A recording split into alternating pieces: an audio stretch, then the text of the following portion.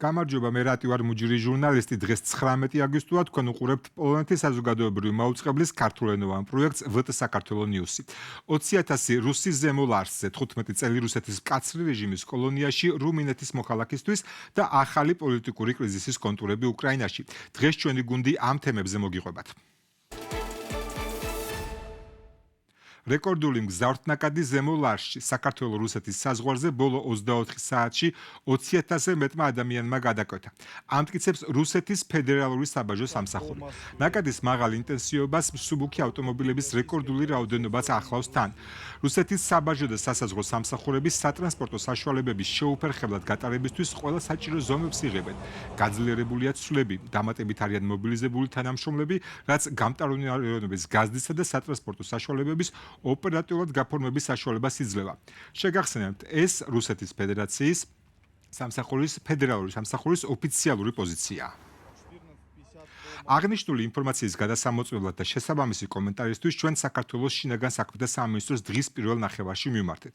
ამის შემდეგ სამინისტრომ საერთო განცხადება გაავრცელა რუსეთის საბაჟო სამსახურის მიერ გავრცელებულ ოფიციალურ ინფორმაციაზე თამაზაშვილის უწყება არასწორი ინფორმაციის გავრცელებაში მედიას ადანაშაულებს. გთავაზობთ განცხადებას. სხვადასხვა მედია საშუალებებსა და სოციალურ ქსელებში ვრცელდება ინფორმაცია, რომ თითქოს ბოლო 24 საათში საბაჟო გამშვებ პუნქტ ლარსის გავლით საქართველოს რუსეთის საზღვარი 20,000-მა მოქალაქემ გადმოკვეთა. საზოგადოების ინფორმირების მიზნით გსურს განმარტოთ, რომ აღნიშნული ინფორმაცია არ შეესაბამება სიმართლეს და გარკვეული დაინტერესებული პირების მხრიდან მიზანმიმართულად დეზინფორმაციის გავრცელებას ემსახურება. განმარტავთ, რომ ბოლო 24 საათის მონაცემებით საქართველოს სახელმწიფო საზღვარი საბაჟო გამშვებ პუნქტ ლარსის გავლით სხვადასხვა ქვეყნის 7,880-მა მოქალაქემ გადმოკვეთა. ასევე ანალოგიურ პერიოდში ამავე გამშვები პუნქტით ქვეყანა დატოვა სხვადასხვა ქვეყნის 8,406-მა მოქალაქემ. მოუწოდებთ ყველა დაინტერესებულ პირს თავი შეეკავო გადაუმოწმებელი ინფორმაციის გავრცელებისგან, ასევე სხვადასხვა მონაცემების არასწორი ინტერპრეტაციითა და დამახინჯებული ფორმით გავრცელებისგან.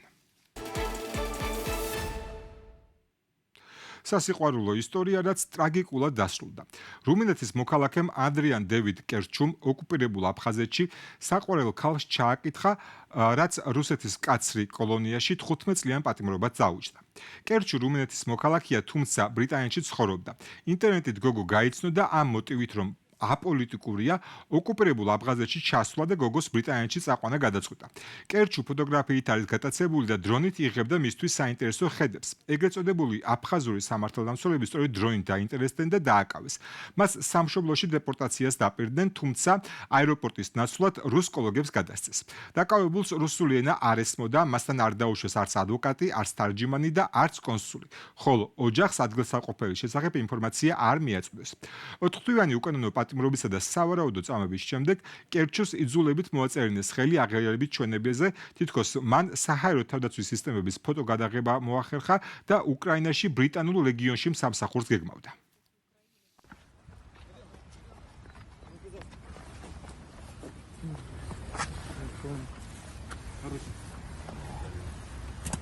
What is your name? David Adrian Kerchov, Where are you from? Romania. ოკუპირებულ აფხაზეთში კი ისევ საწვავის კრიზისია. სოციალურ მედიაში ვრცელდება ინფორმაცია, რომ დამატებითი საწვავის 1000 ტონა რუსეთის ფედერაციიდან შევიდა. საინტერესოა ერთი დეტალი. საწვავზე ყველაზე მაღალი ფასი გალშია. თუ კი გაგრაში, ბიჭვინთაში, სოხუმში, ოჩამჩირაში ფასი 77 რუბლია, გალში 130. რით არის გამოწვეული ფასში ეს სხვაობა უცნობია. პარალელურად ისევ ვრცელდება ბენზინგასამართ სადგურებზე არსებული კილომეტრიანი რიგების კადრები.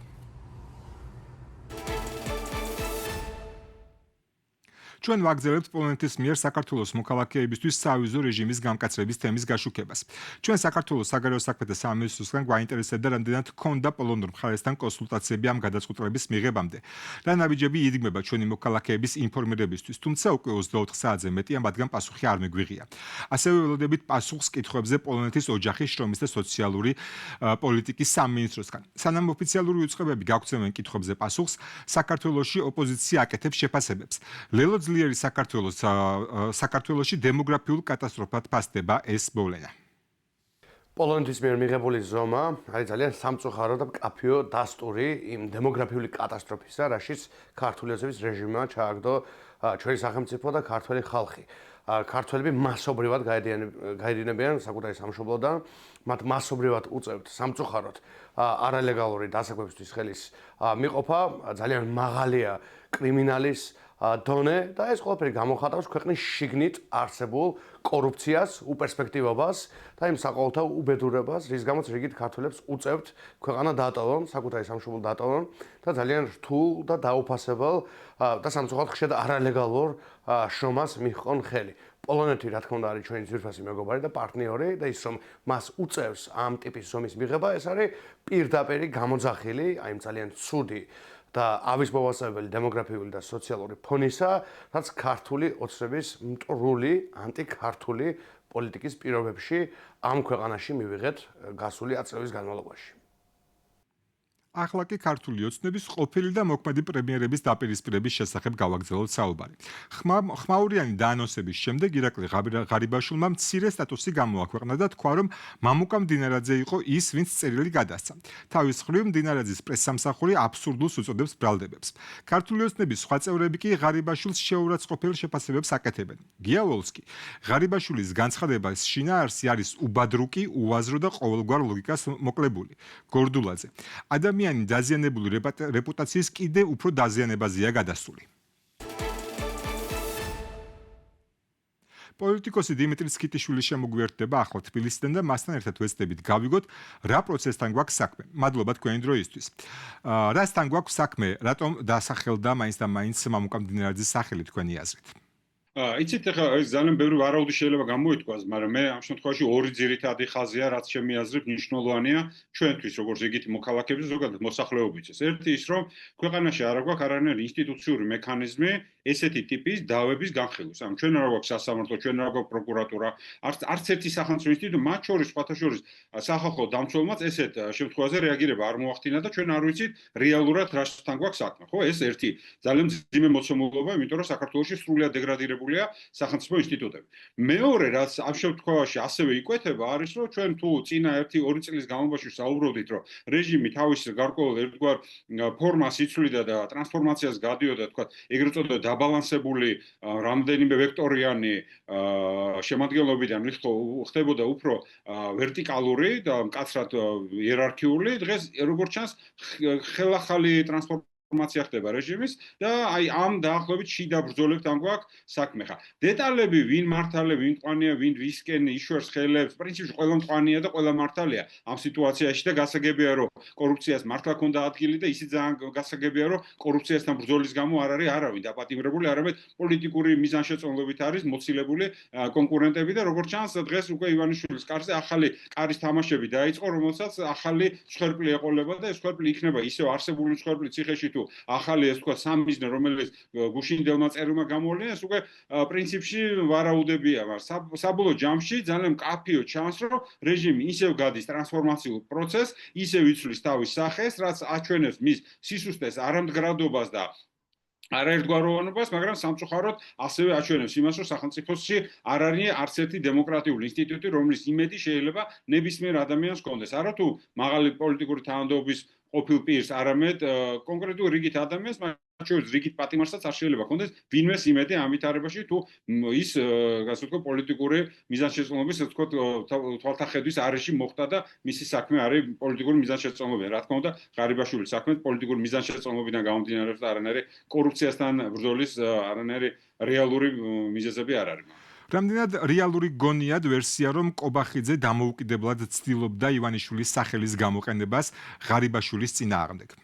არა, მე ვფიქრობ, რომ პრინციპულად თამაში არის ისევ კიდევ ერთხელ ორკესტრირებული ვანიშვილის მხრიდან, ახლა ცალკეულ თამაში, ცალკეულ როლს, ცალკეულ გადაადგილებას ნაბიჯებს თითოეული მოთამაშე მის ასე ვთქვათ საჭადრაკო დაფაზე, რა თქმა უნდა, ყოველთვის დგამს ხოლმე, მაგრამ ეს პრინციპში დიდი სათამაშო პარტიის ნაწილია, რომლის ორკესტრირებასაც ახდენს ზოგადად ივანიშვილი. მე ვფიქრობ, ეხლა ისვე ცდილობს რომ შეაჯახოს მის ფარულობის ქვეშ ყოფის სხვადასხვა კლანები და საბოლოო ჯამში ვინ იქნება გამარჯვებული აქედან ძნელი სათქმელია, შეიძლება ამ თამაშით ორივე მხარე ჩამოიშალოს, იმიტომ რომ ერთი ამ ბრძოლაში გამოჩნდება რომ ერთი მხარე მართლა არის კორუმპირებული და მეორე მხრივ აღმოჩნდება რომ ეს მეორე მხარე ასე ვთქვათ დღევანდელი მოქმედი ხელისუფლება ამ საქმეს საბაბად იყენებს და რეალურად სხვა პოლიტიკური ანგარიშწორების პროცესი მიმდინარეობს. ანუ ორივე პროცესი შეიძლება გაშიშვლე და საბოლოო ჯამში არ გამორიცხავ რომ ორივე მხრიდან საკმაოდ დაზარალებული გავიდნენ და სხვა ადამიანები წამოვიდნენ წინა პლანზე. ანუ რა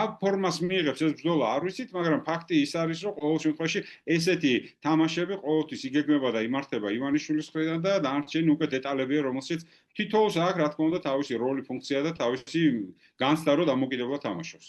რა გაგრძელება შეიძლება გქონდეს ამ ამბავს? მე არ მგონია რამე ისეთი შეიძლება თქვას, რაც ივანიშვილზე არ ვიცი და უფრო ახალს გავიგებთ. მე არ მგონია ესეთი ინფორმაცია არსებობს. ჩვენ ყველაფერი ვიცით რომ ივანიშვილი არაფორმალურად მართავს ქვეყანას, ვიცით რომ კორუფცია ქვეყანაში ტოტალური და ამის ასე ვთქვათ, თავარი ასე ვთქვათ, დირიჟორი პრაქტიკულად ისე ივანიშვილი მიუხედავად იმისა, გვაქვს თუ არა მტკიცებულება, რომ მასთან კონკრეტულად მიდის თუ არა, მაგრამ რეჟიმი და სისტემა როგორ ფუნქციონირებს, ამას ძალიან კარგად ხედავთ. ანუ არ ვიცი რა შეიძლება იყოს სიახლე, რომელიც ისეთი რაც შეიძლება ივანიშვილს ღარიბაშვილმა თქვას, ერთადერთი რაც შეიძლება იყოს, რომ მოქმედ თანამდებობის პირებზე შეიძლება იყოს გარკვეული კომპრომატები, აი ისევე როგორც მოქმედ თანამდებობის პირებს აქვს კონკრეტული კომპრომატები კორუფციის არაერთი საქმე ღარიბაშვილს. ანუ ეს შეჯახება იქნება მათ შორის ახალი კომპრომატების ომი, საბოლოო ჯამში დამთავრდება ორივე მხარის ზიანით. ეხლა რეალურად ქართული ოცნებას ძირითადი სისტემა დაზიანდება თუ არა, ეს სრულად დამოკიდებულია იმაზე, ჩვენ დანარჩენი საზოგადოება რამდენად ამ პროცესში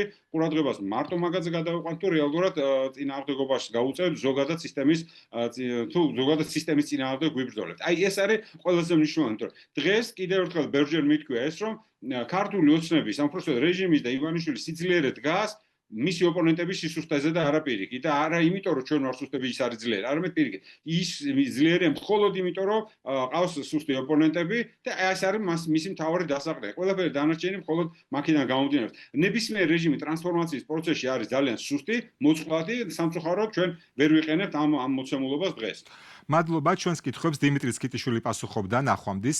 ინტერვიუს სრული ვერსია ჩვენს Facebook-ზე შეგიძლიათ ნახოთ. აქვე გთხოვთ გამოიწეროთ სოციალური მედიის ჩვენი არხები, როგორც Facebook-ზე, ისე YouTube-ზე. ვტ საქართველოს ნიუსი. ახლა კი ჩვენი სიუჟეტი ბათუმიდან მზიას ბათუმელებზე. მზია ამაღლობელი წელიწადი და 7 თვეა უკვე ციხეში ზის. მისი მედია კი მუშაობას რთულ პირობებში, მაგრამ მაინც აგრძელებს. როგორია ნეტგაზეთი ბათუმელების ყოველდღიურობა, ჩვენი ჟურნალისტის ნინო ვარძელაშვილის რეპორტაჟი ბათუმიდან. ალიბერის და უბუმბიათ. ეკა. ალიბერის და უბუმბიათ დღეს. ეს კადრები დაგჭირდება, გესმის? ძალიან რთული იყო, იმიტომ რომ მართლა არაფერი არ გქონდა, რაღაც ძალიან მიზერული თანხით დავიწყეთ, ერთი კომპიუტერი გქონდა, არ გქონდა პრინტერი, რომ ამოგვებეჭდა, ვთქვათ, პერგამენტზე, რომელსაც წავიღებთ სტამბაში. და პროცესორი მქონდა პირდაპირ სტამბაში, ესეთ პირობებში მუშაობთ ერთი კომპიუტერით, მონაცვლებით ვისხედით, არც კლავიატურაზე მუშაობაც კი არ ვიცოდით. ანუ აბსოლუტურად დილეტანტები ვიყავით და აბსოლუტურად უცოდინობ, უბრალოდ ძალიან გვინდა რომ შეგვეცვალა გარემო მაშინ რაც იყო. რადგან რესურსები არ გქონდა, გამოდის, როცა გამოდის, ესე ვეძახდით გაზეთს. მალევე იყო მაგალითად ზეწოლები, აი მე 3 ნომერზე იყო, რომ გითხრეს რომ რეებს წერთ. თითების თეატრის რეჟისორი ჩავწერეთ, რომელმაც თქვა რომ არ ქონდათ პირობები სათანადო მუშაობის. და პირდაპირ აჭარის მაშინ ასლანაბაშიძის ადმინისტრაციას როგორც ერქვა აღარ მახსოვს უკვე ადმინისტრაციისგან იყო ჩარევები რომ რას ბედავთ თქვენ. მეოთხე თემა არის ნაციონალური მოძრაობის ესე ვთქვათ გამარჯვების ფორმულა ამ სათაურითა გვაქვს. ეს არის თუ 9 მილიონ ლარზე მეტი დახარჯა ბათუმის მერიამ თავის ბიუჯეტიდან 2008 წლის საპარლამენტო არჩევნების დროს. არაერთი რთული პერიოდი გქონდა სააკაშვილის მმართველობის პირობებშიც, მაგრამ აი ხო გეუბნებით, არათუ სააკაშვილის აბაშიძის პირობებსაც კი არ შევადრი ამ ახლა რაც ხდება.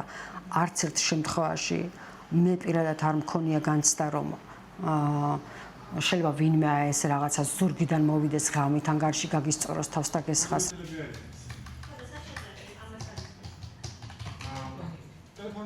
მაგალითად ჩვენ როცა აქ დაგხურეს ჩვენი საქმიანობა სასამართლო წესით შეგვიზღუდეს, წავედით ერთ კვირაში თბილისში დავაფუძნეთ ახალი ორგანიზაცია და ის ორგანიზაცია ფუნქციონირებს ახლა. და ეხა სადღაც ახვიდე. ხო? მთელი ქვეყანა იმ მოდელში ჩაჯდა, რასაც აბაშიძე აშენებდა და ვერ ააშენა და ახლა რის აშენებასაც ესენი ცდილობენ და იმედია ვერ ააშენებენ.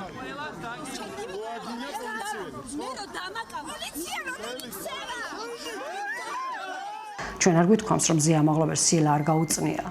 ჩვენ ვამბობთ რომ არაადეკვატური არაადეკვატური სასჯელი და არაადეკვატური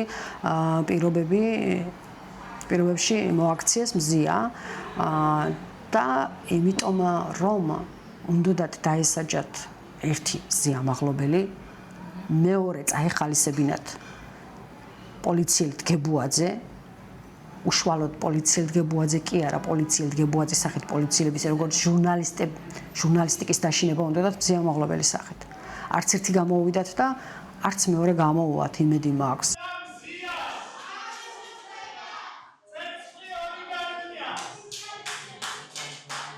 საპროტესტო რეჟიმში ვიყავით ძალიან დიდ ხანს. ვიყენებდით ხოლმე ძალიან ბევრი გვაქვს, სხვაც გვაქვს, ბევრი გვაქვს ძალიან. ოღონდ ეს რაღაცები ეს ჩემი მაგიდა იყო, ჩემი მაგიდა არის იყო, არა. ხო და რადგანაც იქეთ გადავედი, ეს რაღაცები აქ განვათავსეთ ამიტომაც. ხო. ფოტოებიდან ალბათ ერთადად ხო ეს ფოტოები, ბანერები. კი, ძირითადად სასამართლოებიდან რა ვიცი, ბევრი გარემოება, ბევრი ბრძოლა გქონდა ეს 2 წელი ძალიან ხანგრძლივი იყო ჩვენთვის. ჩვენ ვიყავით ადამიანები, ვისაც ძალიან მოსწონდა კამერის მიღმა მუშაობა და არა კამერის წინ. და მზიას ამბავმა ჩვენ გაგვხადა აქტივისტები, ანუ პროფესიულად გამოვედით ჩვენი როლიდან, იმიტომ რომ როგორმე საზოგადოებისთვის უნდა გაგვეცნობებინა მარტო სტატიები აღარ აღმოჩნდა საკმარისი აქციები უნდა მოგვეწყო და გვეთქვა რომ ძალიან დიდი უსამართლობა ხდება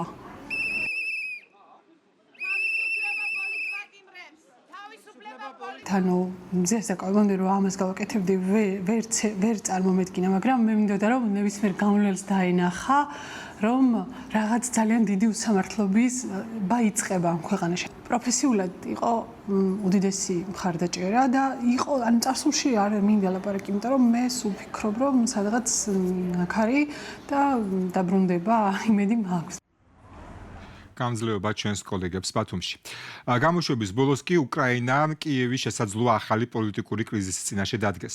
მიხაილო ფიოდოროვი არჩევნების აუცილებლობაზე ალაპარაკდა. თავდაცვის ყოფილი მინისტრი, რომელიც ვოლოდიმირ ზელენსკიმ თანამდებობიდან სირსკისთან დაპირისპირების გამო გადააყენა, ომის მიუხედავად არჩევნების ჩატარებას მოითხოვს. ის მიიჩნევს, რომ აუცილებელია უზრუნველყოფილი იყოს ხმის უფლება როგორც ჯარისკაცებისთვის, ასე ქვეყნიდან გასული მოქალაქეებისთვის. თუმცა საომარ მდგომარეობაში ეს როგორაა შესაძლებელი, ამას არ კონკრეტებს. უკრაინულ პოლიტიკურ წრეებში ფიოდოროვის ინიციატივას კრიტიკა უკვე მოყვა, თუმცა თავად ზელენსკი ჯერ არ გამოხმაურებია.